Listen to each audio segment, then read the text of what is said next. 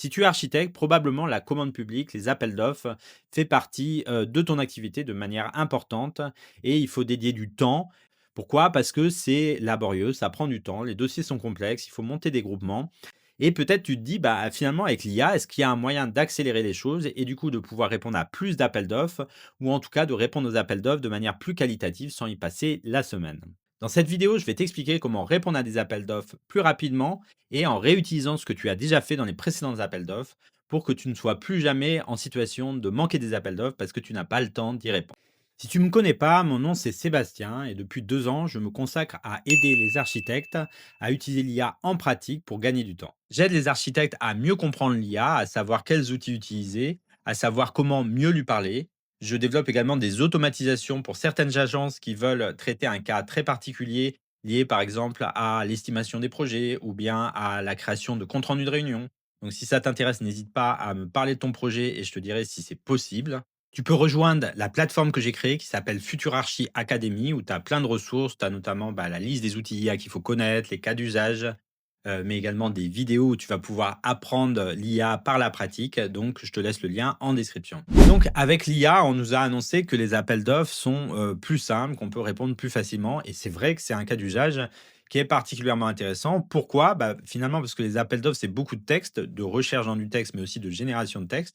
Et c'est un domaine dans lequel les IA brillent, sont particulièrement efficaces si on sait bien les utiliser. Donc, on peut répondre à des appels d'offres en s'aidant d'IA généralistes comme ChatGPT ou bien même Notebook LM pour chercher dans les documents. Mais ça peut être un peu difficile de coordonner toutes ces approches, d'avoir le bon prompt et finalement d'avoir un travail efficace. Parce que au-delà de l'IA, il y a plein d'aspects organisationnels qui demandent à être pris en compte et ça peut être intéressant d'avoir un outil dédié pour répondre aux appels d'offres qui utilise l'IA mais en même temps qui a toute cette logique de gestion d'appel d'offres qui est spécifique au domaine de l'architecture. Et c'est exactement ça que je vais vous montrer aujourd'hui dans cette vidéo. Donc aujourd'hui, je vais vous montrer une application de l'utilisation de l'IA pour répondre aux appels d'offres à l'intérieur d'un outil que j'ai développé qui s'appelle SuperArchi. Donc SuperArchi, c'est une plateforme en ligne dans laquelle tu vas pouvoir gérer tes projets d'architecture, donc avec différents modules qui permettent par exemple de gérer les différentes tâches que tu as à faire sur un projet, de générer des comptes rendus de réunion, de créer une sorte de mini base de connaissances projet par projet dans lequel tu mets les documents les plus importants et tu vas pouvoir rechercher des informations dont tu as besoin, que tu sois au bureau ou sur le chantier. Donc il y a plein de modules comme ça, mais là, on va se focaliser sur un module spécifique qui est la réponse aux appels d'offres. Donc la réponse aux appels d'offres à l'intérieur de SuperArchi, l'idée c'est quoi? C'est de pouvoir importer les fichiers de l'appel d'offres à l'intérieur de cette interface, de pouvoir rechercher dans ces fichiers et analyser leur contenu pour savoir exactement ce qu'on a besoin de faire sur cet appel d'offres. Et dans un deuxième temps, de pouvoir t'aider à générer la réponse, mais également coordonner les réponses à l'intérieur de l'équipe. Tu sais bien que l'un des aspects un petit peu douloureux, c'est de coordonner cette demande de pièces administratives des différents intervenants du groupement. Donc c'est parti, je vais te montrer tout ça devant mon écran sur SuperArchi que tu peux toi-même tester. Je te laisse le lien en description. Avant de commencer, je voulais te montrer un aperçu de SuperArchi dans son ensemble pour bien resituer la partie appel d'offres à l'intérieur des autres fonctionnalités et notamment des parties qui sont liées au projet. Donc là, je suis dans un espace de travail dans SuperArchi, donc qui s'appelle SuperArchi Démo. Si tu crées un compte, tu auras toi-même ton espace de travail et il faut bien distinguer la partie projet, donc toutes les fonctionnalités de gestion de tâches, de gestion de documents qui sont associées à un projet et les fonctionnalités transverses, donc auxquelles, la réponse aux appels d'offres fait partie, donc qui ne sont pas associées à un projet en particulier. Et quand je vais à l'intérieur d'un projet pour que tu voyes bien la distinction, il y a d'autres fonctionnalités qui sont spécifiques au projet. Par exemple, la gestion de tâches, bah, ça en fait partie. Tu vas dans suivi et tu as la liste des phases de ton projet, tu as les principales échéances. Tu peux également suivre tes tâches au quotidien, notamment via, un tableau Kanban et cetera et cetera. Mais là, on revient en arrière et on va à l'espace de travail dans lequel il y a les appels d'offres. Donc les appels d'offres, bah, c'est en amont des projets et c'est là où tu veux, éventuellement obtenir d'autres projets. En fait, il s'agit de logements dans le Tarn. Tu vas voir, donc on met à jour l'appel d'offres et après on va dans les sources. Parce que la première étape, en fait, c'est de télécharger, dans la plateforme les documents qui vont te décrire ce qu'il y a à faire. Donc, je vais pas faire je vais pas te faire un cours sur les documents qu'il y a dans l'appel d'offres, mais tu sais qu'il y a différents types de documents qui reviennent souvent. Télécharger des PDF, on peut télécharger aussi des documents, pas encore des documents Word, ni des Excel. parce que, c'est un petit peu plus difficile à gérer. Mais en tout cas, tout ce qui est PDF, c'est tout à fait possible. Donc là, tu vois que tu as une vision de tes fichiers qui se met à jour. Et après, nous, ce qui va nous intéresser, c'est la recherche IA. Donc, il y a un affichage spécifique dans lequel tu peux rechercher dans des documents avec l'IA. Donc, je me mets en plein écran pour avoir un petit peu d'espace. Et là, tu vois, je peux naviguer dans les fichiers. Donc, la correspondance, ça, c'est le règlement de consultation, intéressant. Ça, c'est les plans. Alors, si j'ai pas assez d'espace, je peux l'ouvrir dans un autre onglet. Je peux faire, ouvrir dans un nouvel onglet. Là, j'ai le PDF original dans lequel je peux regarder, faire des zooms, faire tout ce que j'ai besoin. Donc mettons que voilà, je veux, chercher dans ce cahier des charges techniques. Donc qu'est-ce que je fais? Je vais chercher dans ce document, donc je vais faire rechercher uniquement dans ce document. Et là, j'ai une interface un peu similaire, mais simplifiée, où j'ai le document sur la gauche, j'ai la partie indexée, c'est-à-dire en fait le texte qui est extrait et qui va être utilisé par notre IA pour chercher dedans. Et là, je lui demande quel est le programme. Donc là, tu vois, j'ai extrait déjà des informations utiles, mais ce qui est encore plus intéressant, c'est qu'en cliquant sur, la référence, en fait, tu peux trouver l'endroit exact du programme dans lequel il y a cette information. Donc ça te permet d'être sûr que l'IA, bah, elle hallucine pas, que cette information, elle est vraiment dans le document et tu peux poser les questions que tu veux.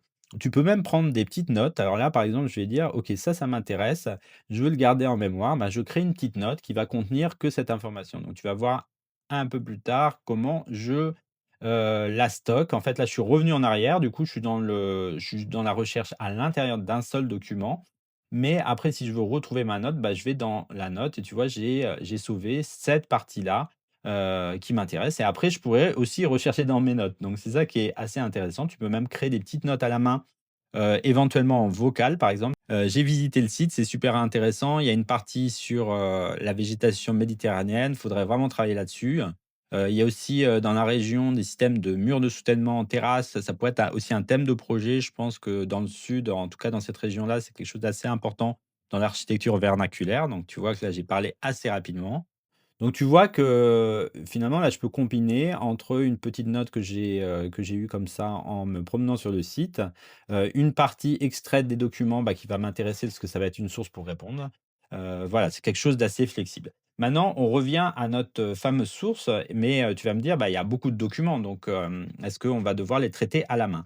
Bah, non, justement, en fait, tu peux les traiter en une seule fois. Là, tu vois, il y a plein de documents et je peux chercher à la fois dans tous les documents. Donc quel et la ville dans lequel le projet se situe. Par exemple, alors c'est peut-être pas quelque chose, que tu, chercherais, parce que tu le saurais déjà, mais tu vois que ça répond, fidèlement à ça et il y a plusieurs endroits où c'est là-dedans. Là, tu vois, la note 3, elle se réfère à des plans.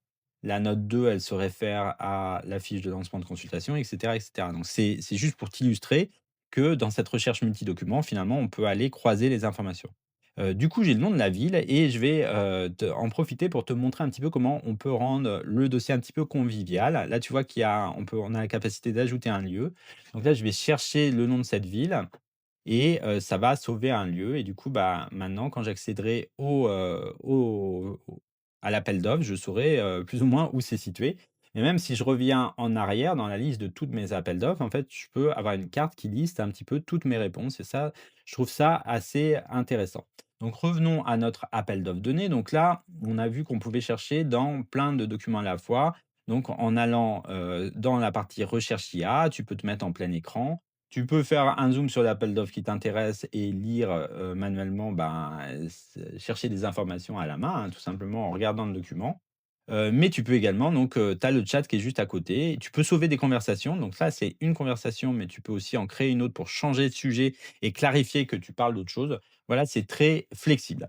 Mais tu vas me dire, bah, dans les appels d'offres, souvent, on veut les mêmes choses. Donc est-ce que je vais devoir à chaque fois poser des questions, pour les appels d'offres? Bah, non, justement, il y a un petit raccourci, c'est que, ben, j'ai prévu et c'est, je pense, une fonctionnalité utile, une fiche d'information où pour tous les appels d'offres, enfin, on va regrouper les informations utiles. Et d'où elles viennent? Bah, évidemment des documents, sauf que cette extraction d'informations, bah, tu auras pas besoin de poser à chaque fois les questions. C'est quoi le programme? C'est quoi le budget? C'est quoi l'exigence? Non, je le fais pour toi. Donc tu vois, j'ai cliqué sur le bouton, donc là, ça va faire une recherche dans tous les documents et ça va remplir les informations avec, ce qu'il aura trouvé. Donc tu vois le titre du projet, le programme principal, le lieu, le client et cetera. Donc c'est vraiment un gain de temps. C'est-à-dire que tu peux mettre en ligne, tes documents et 5-10 minutes après, tu as l'ensemble des informations qui est disponible, que tu peux envoyer à ton équipe, partager à ton équipe et cetera et cetera. Donc c'est, globalement la fonctionnalité telle qu'elle est actuellement. Donc les prochaines fonctionnalités, ce sera lié à la réponse. L'idée, c'est d'avoir une bibliothèque dans lequel tu vas stocker, bah, tes réponses précédentes et donc, la première chose, c'est d'identifier dans, l'ERC notamment. Donc si tu vas dans cet écran-là et après tu vas sur l'ERC, tu peux savoir, bah, finalement, comment rédiger la notice architecturale. Donc ça va te donner déjà une indication pour toi de savoir les principaux points de la notice, mais tout ça, ça va être automatisé. Donc dans la partie réponse, en fait, ça va créer un plan, que, l'IA va pouvoir suivre. Mais l'idée, c'est pas que l'IA rédige à ta place. Moi, je crois pas trop à ça. Moi, je crois plutôt que l'humain, l'architecte, il a la connaissance métier. Toi, l'idée, c'est de pouvoir donner des informations, de donner des idées et utiliser l'IA plutôt pour restructurer le texte, pour pouvoir s'inspirer de fragments de texte similaires. Par exemple, sur ta méthodologie architecturale, bah, ta méthodologie, elle va quand même être assez proche d'un projet à l'autre, même s'il y a des petites variantes et du coup, autant s'inspirer d'un paragraphe que tu aurais écrit dans le passé.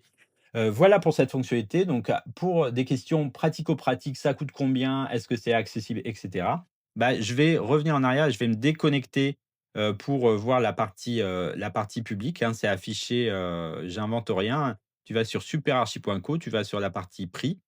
Pour l'instant, il y a 2 plans, la page prix n'est pas totalement traduite, donc je te la traduis.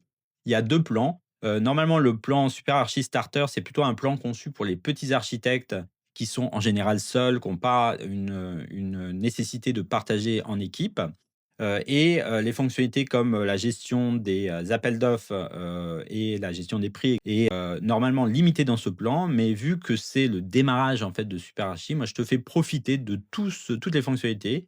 La seule limite, c'est que, bah, dans le plan starter, c'est un plan où on a un seul utilisateur. On ne peut pas forcément partager avec d'autres personnes.